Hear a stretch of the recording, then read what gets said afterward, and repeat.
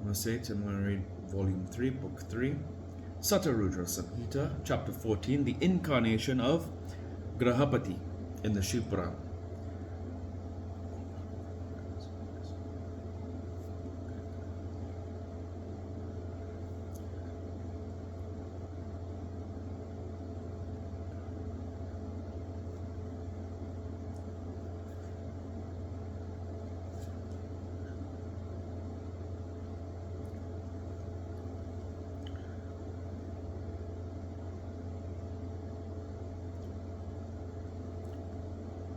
Hariyam Tatsat. Nandishvara said, with great delight the Brahmin returned home and told his beloved wife all those details. On hearing it,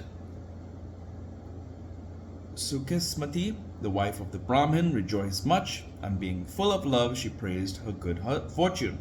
She became pregnant in due course. The Brahmin performed the rite of impregnation duly. Before the stir and throb of the child in the womb was felt, the learned Brahmin performed the holy rite of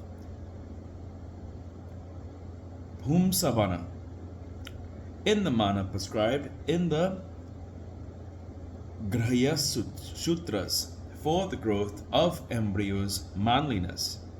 Then, in the 8th month, he performed the holy rite of Simanta, which is conducive to the growth of the embryo and which facilitates easy delivery of the child. Then, at the conjunction of stars, when Jupiter was in the center, when the Lagna was auspicious, when the good planets stood in pairs, Shiva, the giver of happiness to all, was born as the son of Sukesmati. His face resembled the moon. The lamps in the lying-in chamber were dimmed by his bodily lustre. The Lord, the destroyer of misfortunes, and the bestower of happiness to the dwellers of the earth, the nether worlds and the heaven, was born as the sun. The smoke exuding therefrom became the perfume to sweeten the breath of the quarters. The immense clouds showered flowers of pleasing fragrance. The divine drums were sounded and the quarters were brightened up. The rivers became transparent, as also the minds of living beings. The darkness of evil dwindled, and the rajas was stripped of its quality or of its dust. The living creatures were endowed with sattva quality. There was a shower of nectar. People began to talk sweet and pleasant words. Ramba and other celestial damsels arrived with auspicious articles in their hands. Thousands of Vidyadharis, Kinaris, goddesses, the womenfolk of Gandharvas, serpents and yakshas of sweet voice, flocking, singing auspicious songs.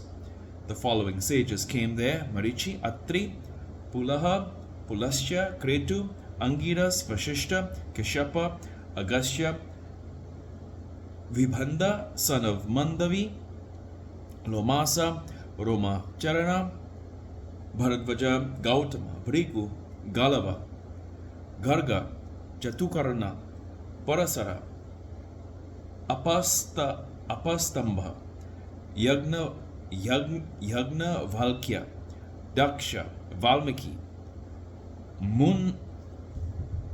Mudghala, Satatapa, Likhita, Silhada, Sankhya, Uchhabhuk,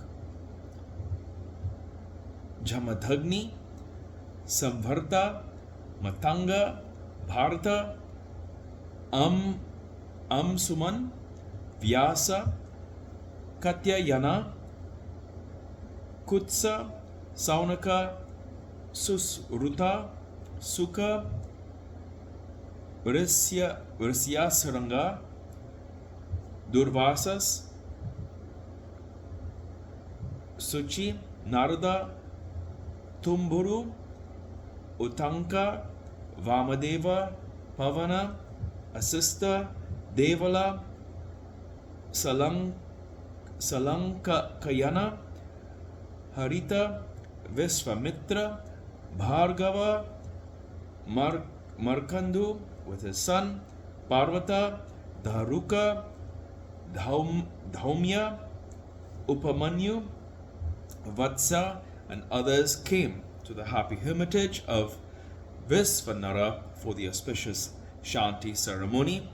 The daughters of the sages too came there. Brahma came there with Brahaspati. Lord Vishnu came riding on Garuda as vehicle. The bull-bannered Lord came there with Gauri, Nandan, Bringi, and others. Mahendra and other gods, the Nagas residing in the nether regions, came there, taking gems with them. Many great oceans and rivers came there.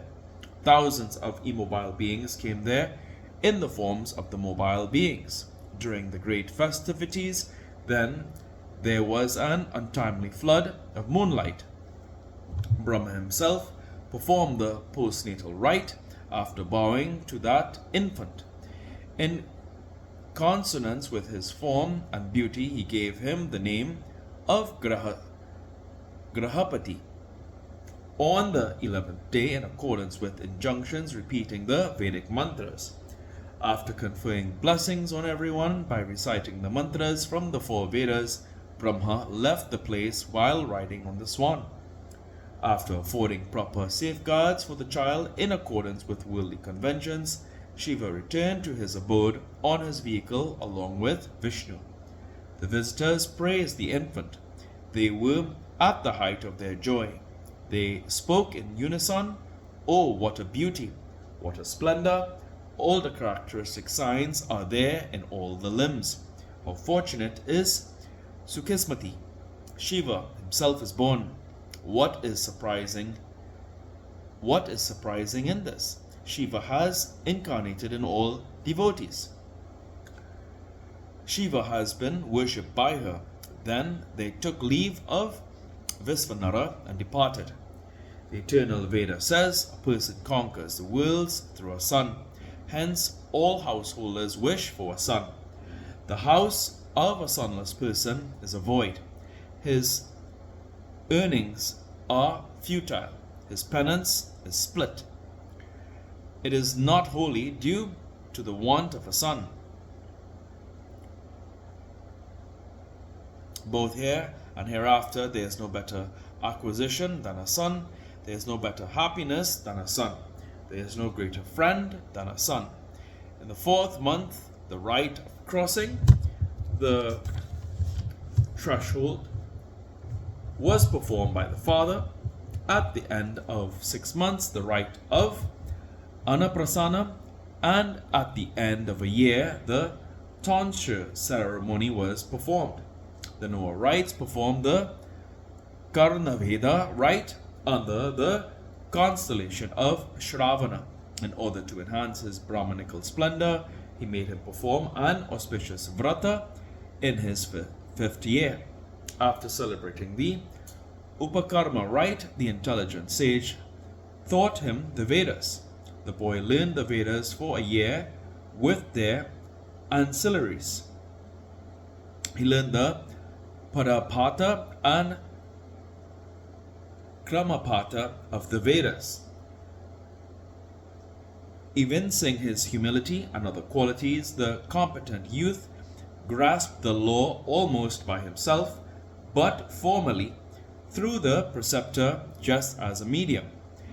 In his 9th year, Narada came there to see Grahapati, son of Visvanara, and found him engaged in serving his parents.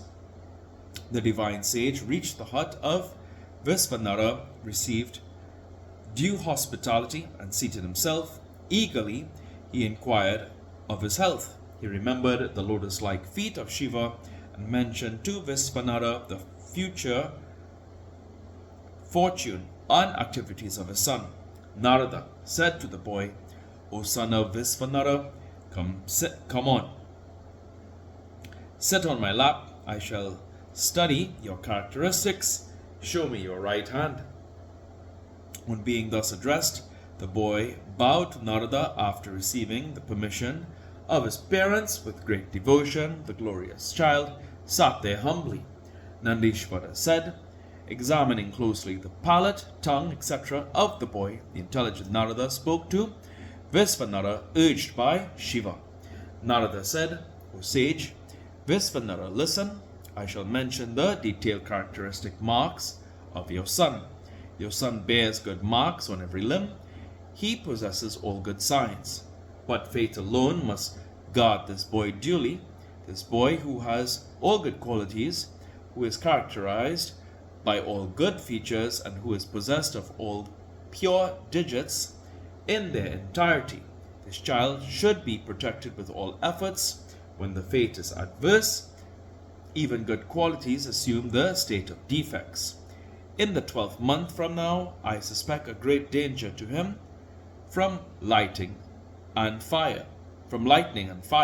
After saying this, Narada returned to heaven the way he had come. Footnotes.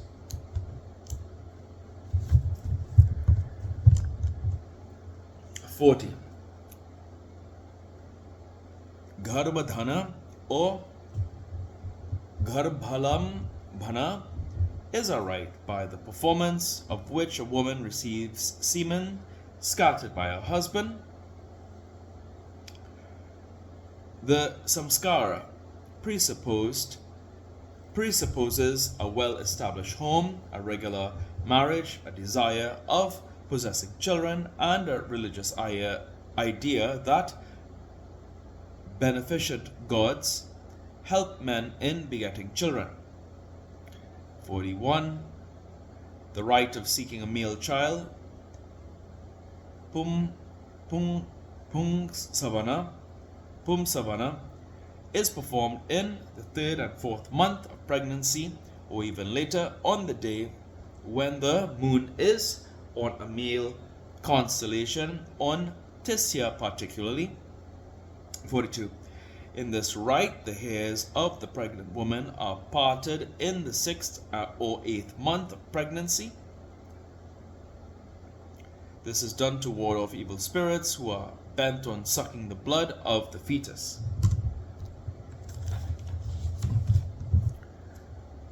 44. The Namakarana name giving was more accustomed than a ceremony at first, but it was later on included in the samskaras. The ceremony is performed on an auspicious day, ranging from the 10th up to the first day of the 2nd year.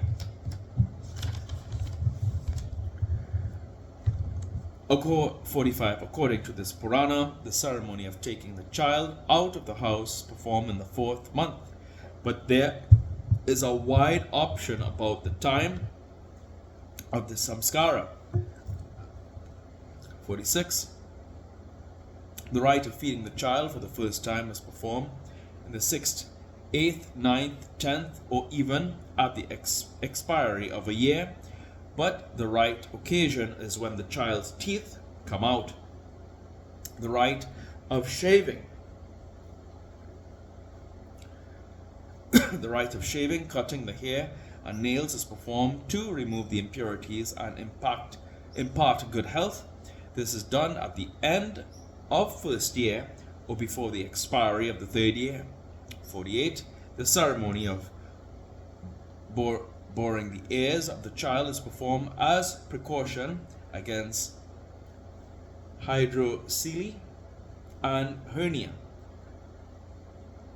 49. The rite of learning alphabets was performed in the 5th year when the mind of the child was prepared to receive education.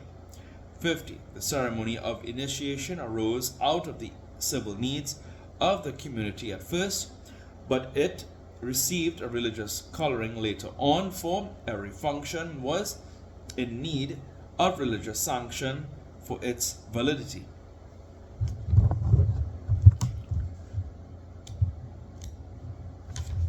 Here ends today's reading of the Shiva Puran. Prabhu Prananatam,